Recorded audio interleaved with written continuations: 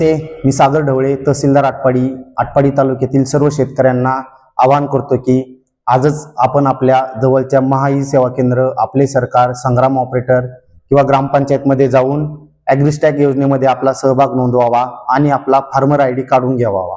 यामध्ये आपल्याला PM किसानचा लाभ मिळेल। त्यानंतर पीक विमा योजनेसाठी आपल्याला फार्मर ID महत्त्वाचा आहे। त्यानंतर आपल्या इथे अजून ई-पीक पाहणी सुद्धा चालू आहे।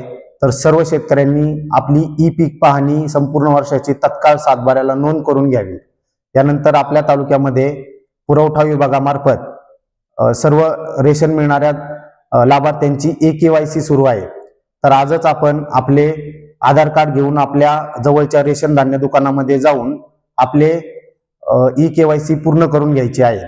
त्यानंतर आपल्या तालुक्यामध्ये जातीच्या दाखल्यांचे वितरणाचे कॅम्प चालू आहेत। यामध्ये प्रामुख्याने मांग, गारुडी, रामोशी, त्यानंतर नंदीवाले, वडर इत्यादी, तसेच या सोडून अन्य जाती हे दाखले आपण विदिन एका दिवसात आपण वितरित करत आहोत। तर सर्वांनी या सर्व दाखले वितरण कॅम्प मध्ये आपला सहभाग नोंदवावा।